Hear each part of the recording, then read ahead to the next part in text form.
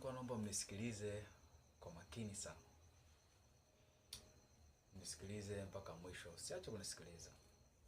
Sasa basi, ni watu hao wanne katika pati mbili. Pati ya kwanza, mwanamke mweupe na mwanamke mweusi. Hiyo ni pati ya kwanza ambayo ni watu wawili, two women. Na pati ya pili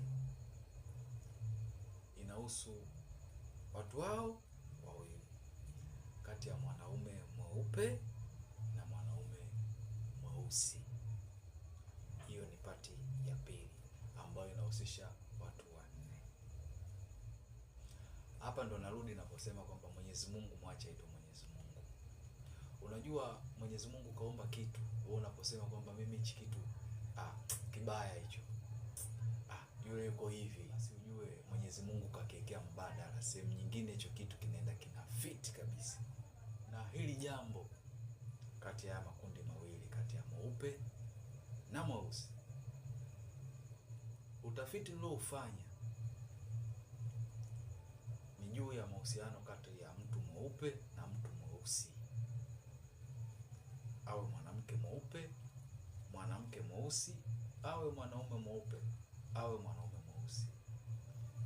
Fanya research, na kama utachoona mimi ninachokielezea hapa leo kiko tofauti, naomba utume comment hapo chini. Niko tayari ujibu wote comment zenu. Fuatilia leo, fanya research, nikupe na wewe kazi ndio ifanya mimi ndani ya miaka 5. Angalia juu ya mahusiano. Ukimkuta mwanaume mweupe, basi mwenza wake ni mweusi. Fanya hiyo research. Mwanamke mweusi, mwanaume mweusi wapo, ila sio sana kama ilivyo different ya colors ninazoziongelea.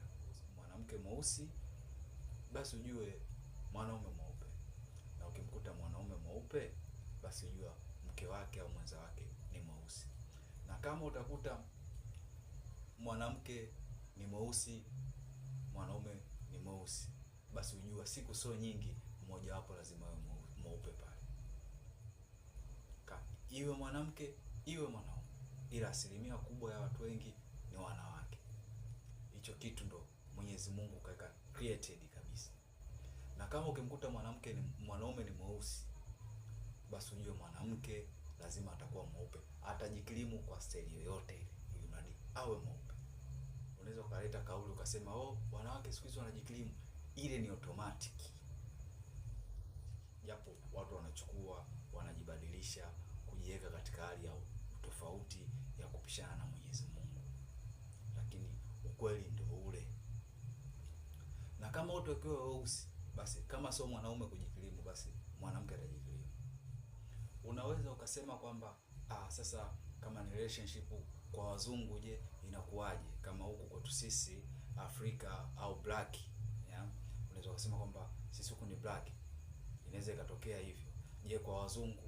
Hata kwa wazungu pia kuna different, ambacho nakwambia kwamba Mwenyezi Mungu kaomba tofauti, yani alichokikusudia yeye kina maana kubwa. Sasa basi, kwa wazungu wenzetu kuna black hair, kuna brown hair, kuna white hair. Ni weupe sawa bwana. Nafuatilia mahusiano yao uone wakoje.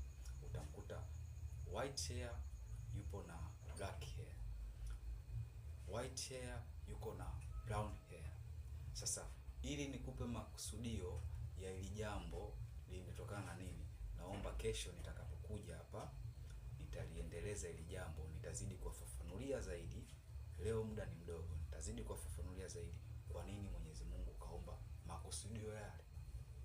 Leo unaweza kusema John Regis is a black man, lakini kuna fiti ya white man, na nikwambie kwa nini inakuwa different ya hicho kitu, huyo mweusi kwa mweupe, black and white hair inatokana na nini. Nitakupa hiyo research, nitakupa majibu yake kesho. Na ukiona kitu hichi ninachokiongelea kiko tofauti, naomba utume comment yako hapo chini.